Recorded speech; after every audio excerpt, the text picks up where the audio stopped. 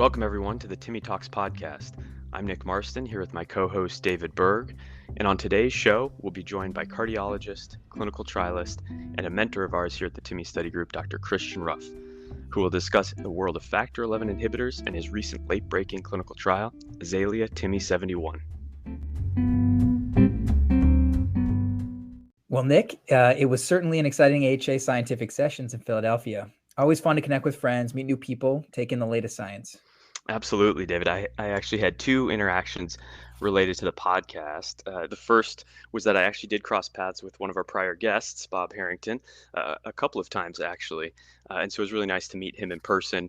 And as you might expect, he did refer to some Boston sports and the troubles that the Patriots are having.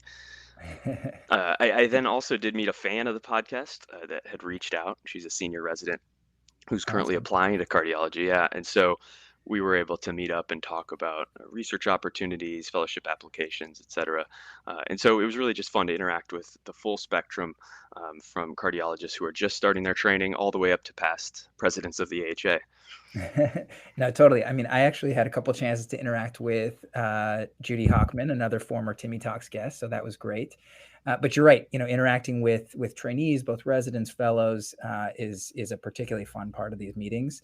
And we actually had a great dinner on Saturday night with our very own Timmy fellows. That's right. It was really a fun dinner, fun time for sure. And if I recall at that dinner with the fellows, you really just couldn't stop talking about the Mint trial from the moment we walked in. So perhaps that's a good place to start our high level recap for some of these trials.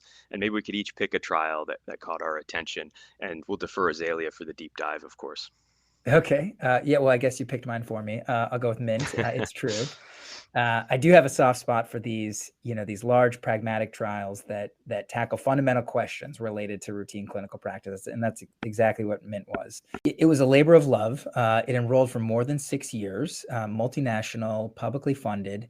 And it asked the question of whether a restrictive hemoglobin transfusion strategy, so a threshold of less than 7 or 8 grams per deciliter, was better than a liberal transfusion strategy with a threshold of less than 10 grams per deciliter with respect to a primary endpoint of myocardial infarction or death at 30 days in patients with acute myocardial infarction.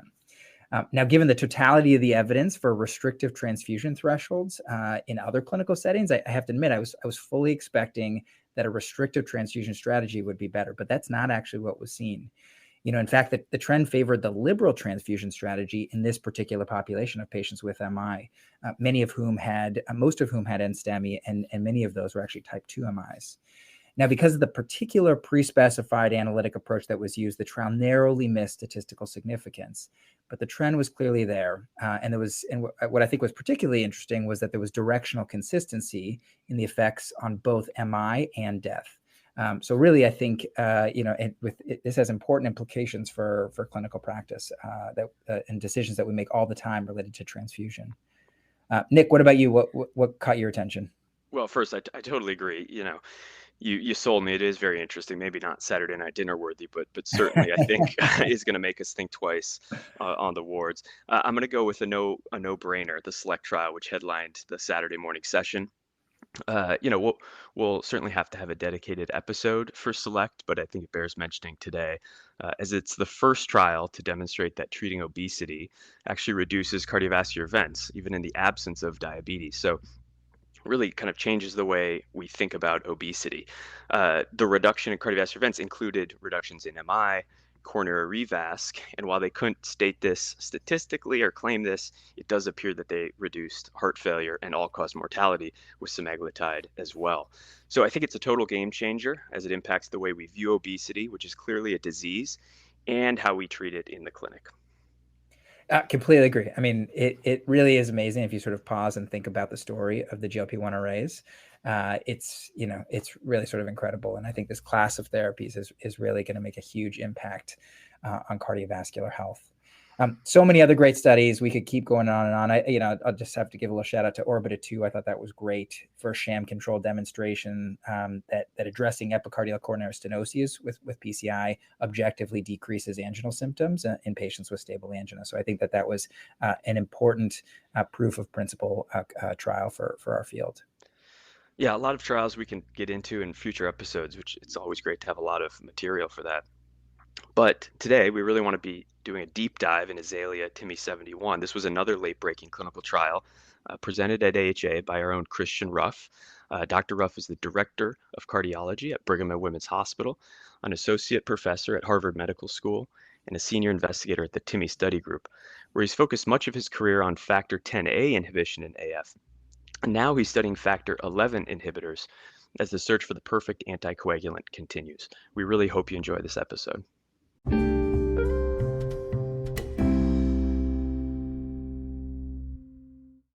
Welcome to the podcast, Christian. It's great to have you on the show. Thank you very much, David. It's a pleasure to be here. Thank you for the opportunity to talk to you today. So you had a busy weekend in Philly with a highly anticipated late-breaking clinical trial presentation, and then of course all the fanfare before and afterwards. Right. Well, the tough questions from you guys, my colleagues, was very helpful. Thank you. Right, exactly. The preparation. Right, the preparation. Right. No, exactly. Well, and I don't know if you've heard this enough, but I want you to know you look great up there. The hair, Thank makeup, you. Yeah, outfit. I'll look tell my awesome. hair and makeup consultant that they did a great job. Thank you very much, and my wife for picking my suit and tie. There you Nice. go. It takes a village. It takes That's right. Team effort. Right. And no, the science was okay too. Yeah. It's secondary. It's all about how you look and what you say. No, but really, you were awesome. I have to say, it was really fun to watch you on stage. Well, thank you very much. And I'm curious, sort of, for you, any notable highlights from the weekend? Yeah, I mean, it was obviously, we do clinical trials for a living, but obviously the late break, having an opportunity to present at a late breaking clinical trial is really so exciting. Just the enthusiasm and the buzz, and one of the things that was different for me, I've been at TIMI for a while, been a clinical trialist, but it's the first trial that I've been a part of where a DMC ended the trial early for good reason. Obviously, a DMC can end the trial for bad news or good news, and so I think what was exciting is because the DMC ended the trial early for overwhelmingly positive results, and that was kind of the buzz and the press going in. I think it was just really exciting because it generated an enormous amount of enthusiasm and expectation going into the meeting. And so it was a whirlwind, a little more than 48 hours, but it was just so exciting, and it just reminded me of when I was a fellow and becoming a junior faculty, how much doing a good clinical trial and the science matters, and be able to be a part of a celebration when a trial goes well and it's well executed and the results are really important. Hopefully the clinical community, it was just it was a really special feeling, and then it's over and we get back to the busy work, but it was just phenomenal. It was a phenomenal time. I'll always remember it. And thank you everybody who sent me pictures while I was on stage so I could send to my kids, so they think I was doing something at least important for the weekend when I missed their soccer practices. To the future trialists, Right, your exactly. kids. Well, that's fun to hear, and it really was exciting to see. And I know you've done like dozens of interviews this weekend as a result, and appreciate you joining us to do at least one more. This is the We most promise important one. Yeah, we won't be too hard on you. Yeah, thank you.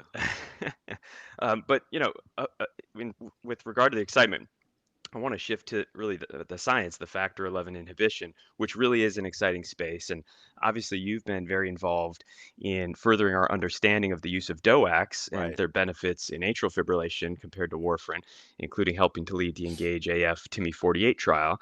But now with the Azalea TIMI 71 trial, you're looking for the next best thing in anticoagulation, and you're moving from factor 10A inhibition to factor 11. So could you describe for our listeners, what are the unmet needs that our current approach is not meeting, and why are factor 11 inhibitors holding such promise? Yeah, it's a great question because I think it's a fair, we have, people say, hey, you yourself, Christian, 10 years ago, you were telling us what a great advanced DOACs were. We've had anticoagulation for over half a century, DOACs now over 10 to 15 years. Why do we need another anticoagulant? And it is true that the DOACs were a major advance over warfarin. We know that warfarin, which we used for half a century, was highly effective. That wasn't the problem. It was one of the most difficult and dangerous drugs that we continue to use in clinical practice, mainly because the risk of intracranial bleeding, which has a 50% mortality rate.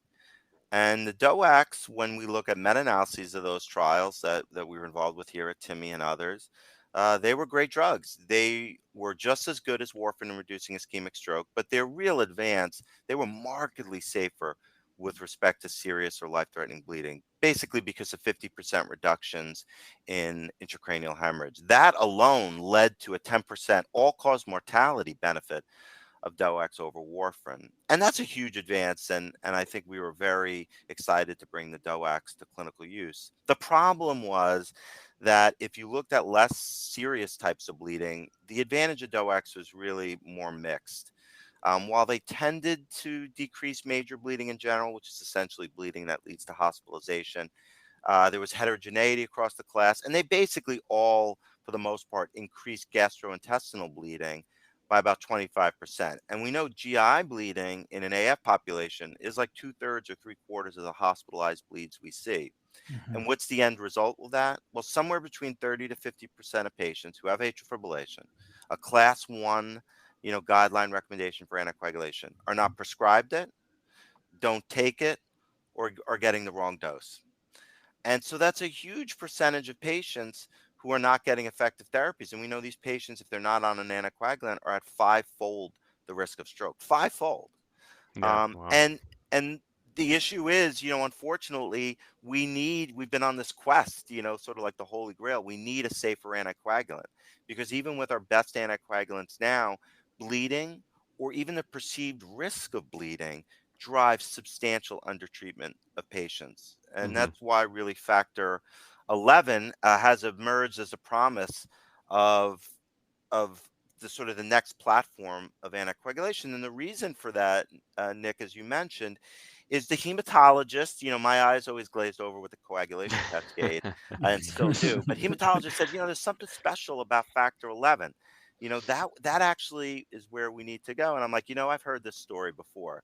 An anticoagulant that doesn't prevent bleeding. If I had a nickel for every time I've been in a meeting where someone said that, but it actually is quite unique. If you look at, why do we have a coagulation clotting cascade in the body? To perform two things. The main issue that we want is there are good clots and bad clots. Good clotting is you injure a blood vessel and you're bleeding. You want to form a clot, a hemostatic plug, because you need to stop the bleeding. So we want that. But obviously, we don't want to develop a pathological thrombus. Is when there's a thrombus that forms that occludes blood flow to a vessel and you get end organ damage, like a stroke in the brain. And the issue with the 10A is or 2A inhibitors or warfarin is that the good clotting, the hemostatic pathway, and the bad clotting, the thrombosis pathway, all converge to a central downstream pathway. And the DOACs and warfarin interrupt that central pathway. So you get both. Yeah, very effective, prevents strokes, but you still get bleeding.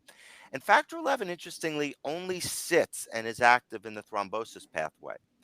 And so it's necessary to get that exponential thrombus growth and propagation needed to form a clot, SATA, that causes a stroke.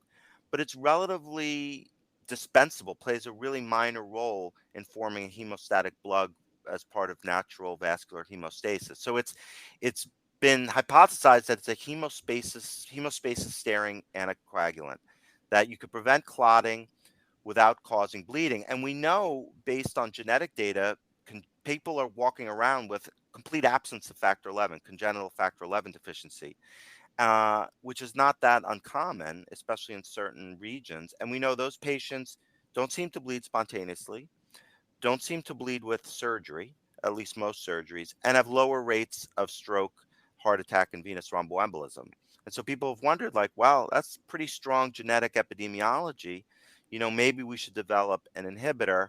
And essentially, we were fortunate to present really, I think, very exciting results for abelacimab, which is a monoclonal antibody to factor 11. Yeah, I mean, I think that it's great when there is a genetic epidemiologic story that sort of sets the foundation for the question, and I think this is a good example for that. And so I think the world of factor 11 inhibition has really kind of exploded in recent years, and I guess at some point we can get into the different agents that are being tested, but one of the approaches, of course, is to inhibiting factor 11 is a monoclonal antibody, right? And so Yeah. that's the approach that you tested in the AZALEA-TIMI 71 trial. So I wonder if maybe you can tell us a little bit about the investigational agent, abelacimab, and then walk us through kind of the basics of the trial design. Yeah. And if I can preempt one more question, which is one of the things that struck me about your trial design was the fact that you guys had picked rivaroxaban as the comparator, and so maybe if you could touch on that too. Yeah, no, and I think that's an important point. And abelacimab first, yeah, and as we'll talk about later, one of a couple factor 11 inhibitors. It's somewhat unique mechanism of action as it's a antibody. It's a very highly selective, fully human monoclonal antibody. It actually has a very unique mechanism of action where it binds to factor 11, and factor 11 exists in an inactive state. It's a zymogen. It has to be activated in order to do its business, and its business is creating clots.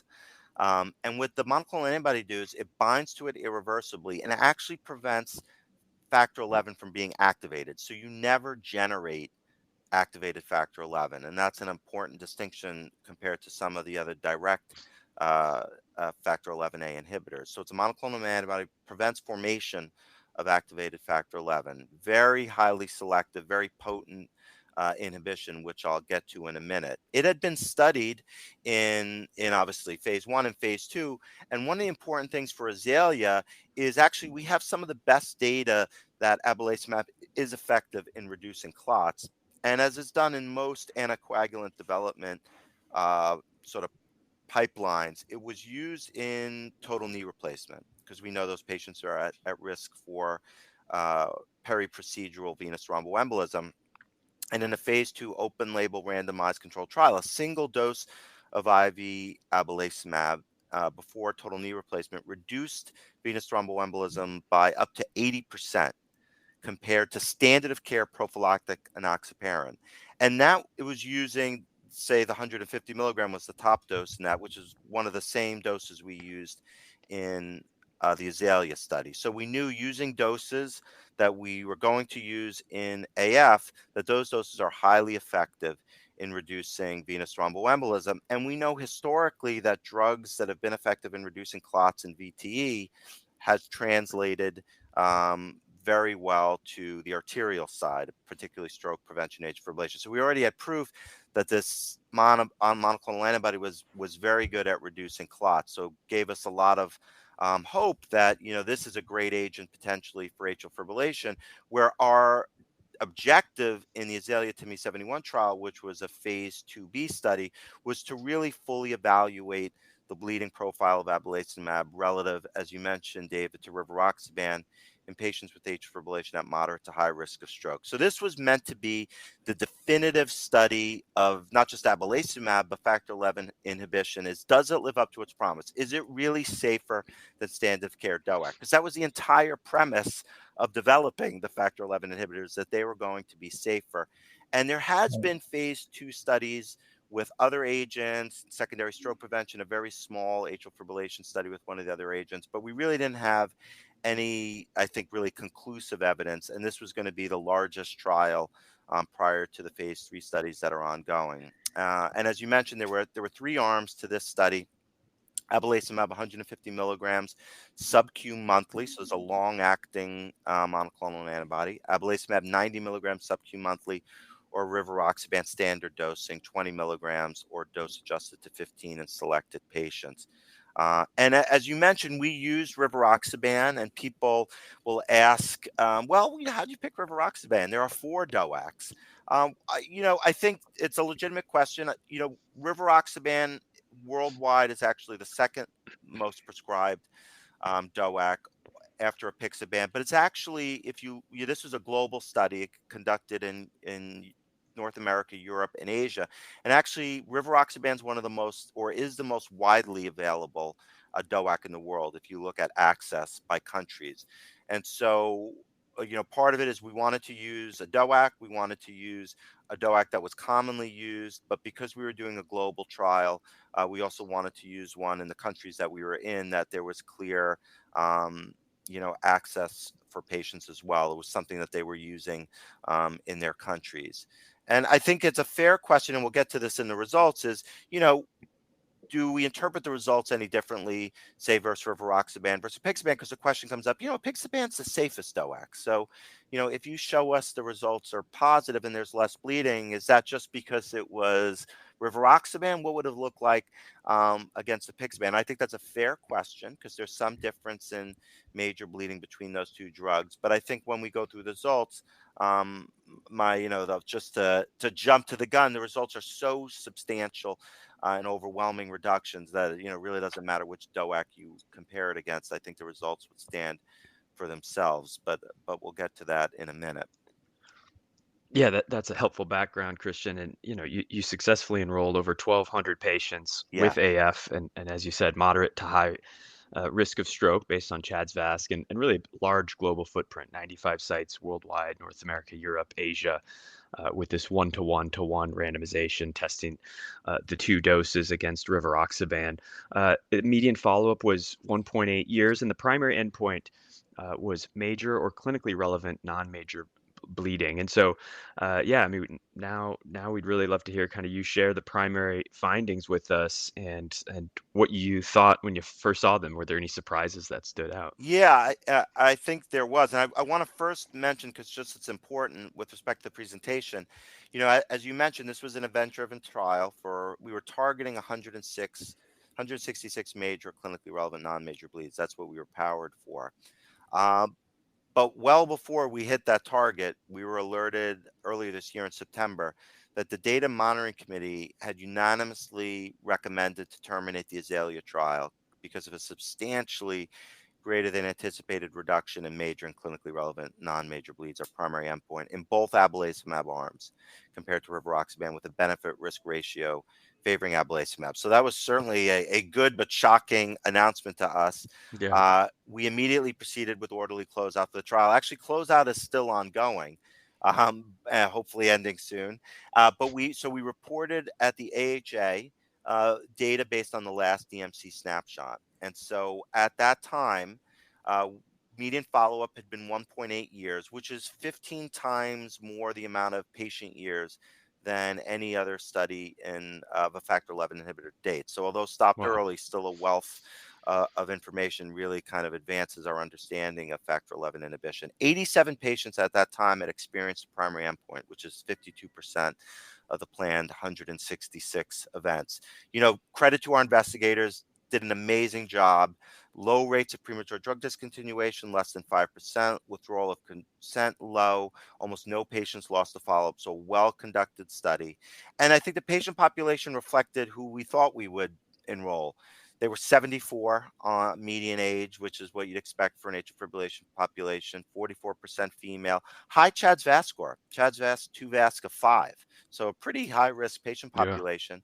About 15% had a prior ischemic stroke.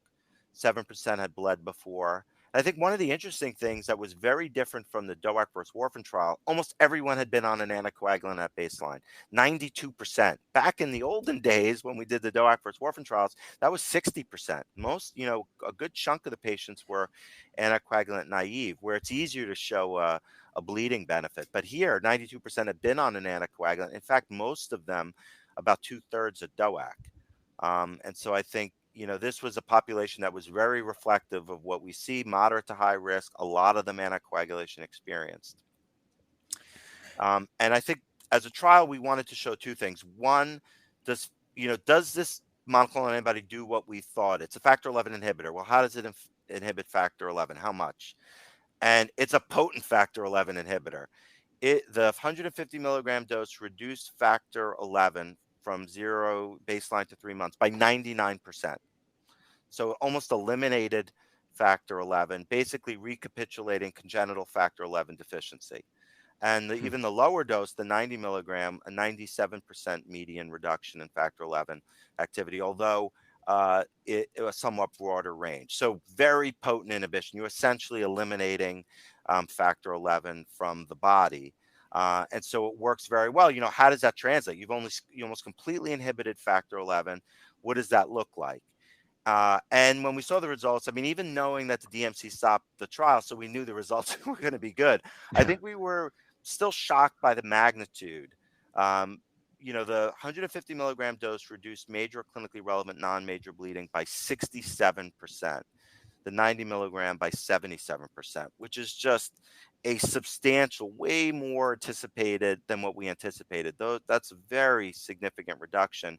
And even when you look, take out the composite and look at major bleeding alone, which, as I mentioned, is really bleeding that leads to hospitalization, it was even more impressive, 74% in the 150 milligram arm and 81% in the 90 milligram arm. And I think the thing I was most surprised and I was actually hoping for the most was gastrointestinal bleeding. As I mentioned, that's the real bane of existence with DOAC therapy. That is why most of my patients either won't take a DOAC or stop. That was almost eliminated with abelacimab entirely, with Hmm. 93% reductions in with both doses. And I think that, the reduction in bleeding in general, major bleeding, the profound 70 to 80% reduction, and then almost eliminating GI bleeding. I mean, that really, to me, cements that inhibiting factor 11, even potently inhibiting factor 11, is just markedly safer strategy for anticoagulation than we've had really with any other of the options we've had for half a century. And I think that's exciting as we turn to phase 3. Yeah, I mean, that is just a spectacular result, right? The results speak for themselves. And I think to piggyback on the language you said earlier, this was really a definitive experiment in comparing the safety of factor 11A inhibition or 11 inhibition to factor 10A inhibition. And so I think, we can really say with confidence that this approach is better from a bleeding standpoint. Now, of Yes. course, this wasn't a trial powered for efficacy with respect to mortality, all-cause mortality, or ischemic stroke, for example. But you did share with us earlier that there Yes. is some data from abelacimab in other contexts and VTE prevention about sort of efficacy with respect to thrombus formation. What's on the docket for abelacimab in sort of the AF space? And in terms of demonstrating efficacy with respect to stroke prevention. Yeah, exactly. And obviously that's why we're developing anticoagulants to prevent stroke. And so that's an incredibly important question, and that's really the purview of the dedicated phase 3 trials. And so, we were underpowered to really look at efficacy. And so for abelacimab, really the efficacy will be defined, and it's actually an ongoing phase 3 trial. Currently, it's the LILAC-TIMI 76 trial, which is a phase 3 randomized double-blind trial of high-risk patients with atrial fibrillation deemed unsuitable for currently available anticoagulation, enrolling approximately 1,900 patients. The primary endpoint of that trial will be ischemic stroke or systemic embolism, and patients will be either randomized to the abelacimab 150 milligrams sub-Q monthly dose or placebo sub-Q monthly. And the reason for this design is, if you said, I have developed a super safe anticoagulant, the bleeding is markedly less, who would benefit from that? Clearly, you could say, well, if it's effective and incredibly safe, everybody with atrial fibrillation. But I think we could all agree that if you had to pick one patient population that has the biggest unmet need, the most vulnerable patients, it's that 30+% of patients who we know aren't getting anything currently because of the risk of bleeding. And so we decided to go after that very vulnerable, high risk patient population. They're old, they're frail, they fall a lot, they have a lot of comorbidities, to say this is a perfect potential match for them because they're completely unprotected from stroke. And so that is the focus of the abelacimab effort for atrial fibrillation. There are 2 other phase 3 trials for abelacimab being done in cancer-associated VTE against active comparators. One is against apixaban, standard dosing in patients with gastric malignancies. So that's, again, a Mm. very high-risk patient population for both thrombotic and bleeding events. And then that's against dalteparin.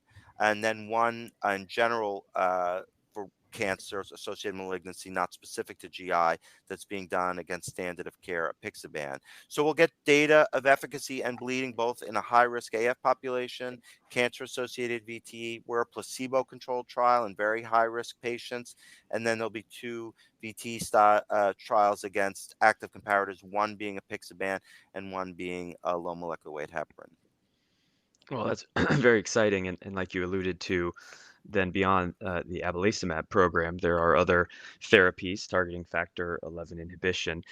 And, not unlike what we had for DOACs, Right. we hopefully will have multiple options, and there are other drugs in late stage clinical trials. So it's always fun to kind of compare and contrast these novel agents within a new drug class and kind of help to understand what's coming. I know there's the Librexia program and the Oceanic Yeah. program with phase 3 trials in AF and other disease spaces as well. So could you kind of walk through these and describe some of the key differences across this Yeah. class of drugs? And I think it's an important question, and I agree. It's great to have multiple options, and at least if we focus on AF to begin with, because there are multiple phase 3 trials in AF, there are basically three compounds being developed for AF: abelacimab, monoclonal antibody we mentioned, and then there are two small molecule inhibitors of activated factor 11. One is asundexian, that's in the Oceanic AF study you mentioned, and the other is milvexian in the Librexia AF.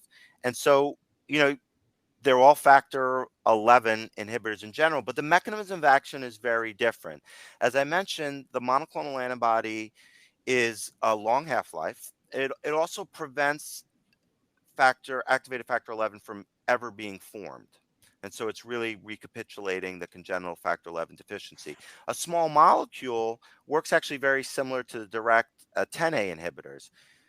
Factor 11 can be converted normally to activated factor 11, but then the direct small molecules bind to it when it's circulating, chases it down before activated factor 11 does its business and forms clot. And so they work in fundamentally different ways, even though they're factor 11 inhibitors. And we'll have to see whether clinically that matters, whether preventing activated factor 11 from forming entirely to begin with, or having it formed and then inhibiting it with the reversible small molecules, whether that makes a difference. And so, but the mechanism's different, and it's important to understand that. Other obvious differences is, well, the small molecules have short half-lives. And so they're dosed very much like the DOACs, once or twice daily. They could be given, and a shorter onset or offset. And so that's some of the issues that may play out clinically. Obviously, short half-life allows you to start and stop, although with the long half-life, if the drug is so safe, I think it also challenges the paradigm. Do we need to be stopping and starting an Right. anticoagulant if the bleeding profile is so safe? Ideally, just like when we give PCSK9 inhibitors, GLP-1 inhibitors, if there's not really an adverse safety issue, for compliance, maybe you'd want to be on a long-term therapy. One of the things we're excited for in Azalea is we actually have an extensive experience of patients having procedures done fully therapeutic on abelacimab. And Wow. so I think that data, and we know bleeding, periprocedural bleeding was counted towards our primary endpoint. We'll share specific data on periprocedural, but we know the rates are very low. And so I think that might challenge how we think about anticoagulants and say, hey, for compliance issues, long half-life, maybe there's even an advantage as long as it's very safe to administer around procedures. So I think that will be important. But obviously, the most important thing is, how do these agents perform in phase 3? There is a difference in the trial designs. Those two small molecules are being studied in very large phase 3 randomized controlled double-blind trials against apixaban. And so the AZALEA-TIMI 76 high-risk patients deemed ineligible for anticoagulation, these will be used in studies against standard dosing apixaban. So I think that will also be very important. I will add that just announced asundexian, one of the small molecules, is also doing a study, Oceanic Athena, which is a similar design to LILAC. But I think great for the field. We'll have 4 trials in atrial fibrillation, 2 active comparator against apixaban, 2 placebo-controlled. So I think we'll have an enormous wealth of data, just how effective these drugs are against placebo, against standard of care apixaban, but also how safe they are as well, even against placebo. And so we showed markedly safer than standard of care DOACs, but a higher bar for safety when you're going against placebo. So I think in the next few years will be really exciting for this field. I will just add that, I'm a biased. I'm doing, love stroke prevention and atrial fibrillation, but the small molecules are also being developed for secondary non-cardioembolic strokes, so Mhm. strokes not due to atrial fibrillation. And milvexian is also being studied in patients with ASCVD and acute coronary syndrome. And so, one of the problems with anticoagulation is we know that it is effective when added on top of antiplatelet medications and secondary acute stroke prevention and patients with MI. Why don't we do it? Because the bleeding is prohibitive on top Hmm. of combination antithrombotic therapy with antiplatelet agents. But if factor 11 inhibitors are as safe as we think they are, maybe we can be braver and start to use it with combination antiplatelet agents, and hence the interest in secondary non-cardioembolic stroke and ACS. Bringing back triple therapy, huh? Yes, I mean, I never. We've spent a decade backing away from triple therapy. It scares the bejesus out of us, and so always make me gulp a little bit when I hear that. But after the results of Azalea, seeing that bleeding is just so much lower than we could have ever really hoped for, far lower than any DOAC, which are our safest anticoagulant. Doesn't matter which one. I think it gives promise that we may have to rethink and expand who we give antithrombotic anticoagulant therapy to, because if the bleeding is so low, we should be more aggressive in reducing thrombosis at risk patients. Christian, that was awesome. I mean, that was really just a masterclass in factor 11 inhibition, and just love the energy, and congratulations again on just a spectacular result, and so much more to come in this field. And I think I and everybody in the cardiovascular community is really excited to see what lies ahead. Before we let you go, I have to say that, I think I first met you. You were a medical student, I I was a think. medical student. Yeah. That's exactly right. And then, had the great fortune of working with you as a resident and fellow, and now being your colleague as a at TIMI and at the Brigham. It's just such a treat. And I have to say that you're somebody who I've looked up to for a long time now, and I know that obviously you're a very important mentor to Nick. So we had to take Well, advantage of thank the you so opportunity. much. I appreciate it. No, I mean, truly, we mean that very earnestly. So, I guess we had to take advantage of the opportunity to ask you about words of wisdom. What sort of parting words of advice or thoughts do you have for trainees or even kind of early career faculty members interested in doing what you've done, and doing cardiovascular investigation, trying to make your mark or trying other people trying to make their mark in cardiovascular Yeah, investigation? and thank you again for the kind words. It really means so much from the two of you, who I've just loved seeing go through training, and just so proud of just the amazing careers that you've had, and obviously just the trajectory, and just excited to sit back and watch the two of you flourish. And I think the two things that I would say, looking back at my own career as a fellow and then a junior faculty, is, the two things when you're young and in training and a fellowship, really the most important thing is not necessarily what exactly you're doing, but are you in an environment that's supportive and you're building a skill set? So, back when I was a fellow, I wasn't necessarily at that time interested primarily in atrial fibrillation or anticoagulation. I ended up becoming very interested in it, but I learned an amazing skill set, how to conduct clinical trials rigorously, dive into the statistics, understanding pitfalls of trial design. And, when you're at that stage, really just soaking up all of the practical hard work of learning the nuts and bolts of something, those details pay dividends your entire life. You can translate that skill set to any permutation in your career. I've done lipid lowering therapies, anticoagulants. I've done diabetes trials, but that commonality of understanding, the real nuts and bolts of statistics, trial designs, mistakes in trial designs, execution, that's the time where you really are able to take that deep dive. And so it's the process that's the most important part. The exact topic, your career will go left and right, following your interest. And so that's what I would focus on, is really just making sure you build your toolbox, and that's going to serve you well. The other message, and I still remember this, is from Dr. Brunwald, who I think is all of our mentors. And he told me something that I remember as an intern, and he told me it again as a fellow, and it's the most important advice I ever had. It's like, no matter how smart you are, how hard you work, the most important predictor of success in any job, but he was talking specifically about academic medicine, was early career mentorship. And that, if you looked at people who were happy in their job and successful, it was all about early career mentorship.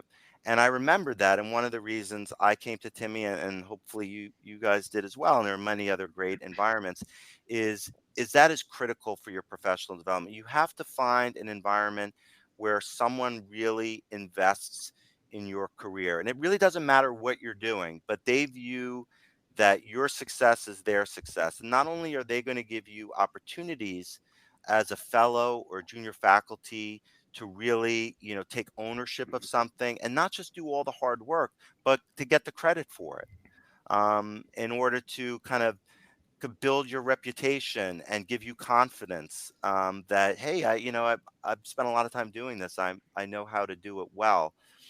There's no replacing that.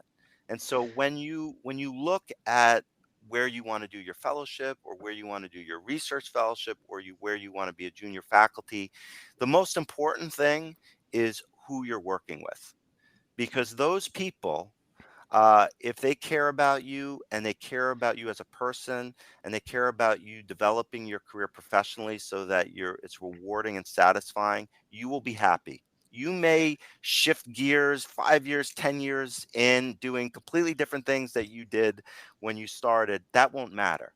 But in order to get to that point, you need to find a mentor, or a mentorship structure that's going to foster your early career development. And that's what you should be looking for. So don't worry necessarily about what you're doing. Pick an area you're excited about, but look for a track record of mentorship. And if you do that, you will be successful and happy, certainly in academic medicine, but probably in life in general.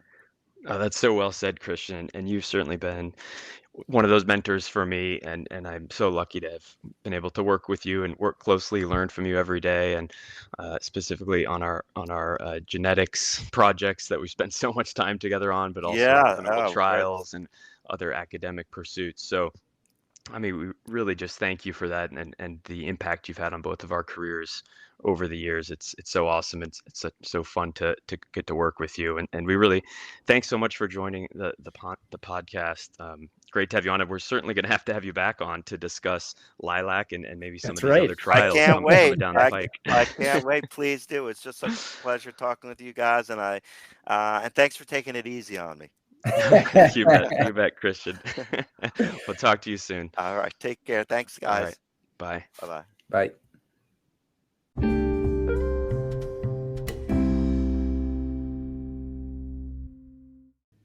Well, Nick, that's a wrap on our 10th episode of TIMI Talks.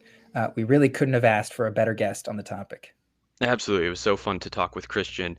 And to celebrate our 10th episode, we really want to engage more with our listeners. So please do not hesitate to reach out with any questions about the content, what you liked or didn't like about today's episode, and whether you believe triple therapy will make a comeback by the year 2030. I think I'll hold out my judgment for a little longer, but do want to echo Nick's sentiment that we'd love to hear from you. Thanks all for tuning in, for listening, and until next time for the TIMI Talks podcast, this is David and Nick signing off. Thanks for listening. The TIMI Talks podcast is hosted by Dr. David Berg and Dr. Nick Marston and produced by Kate Brennan. Like and follow us on Apple Podcasts, Spotify, and Google Podcasts, and follow us on Twitter @TIMI Study Group to be informed about upcoming episodes.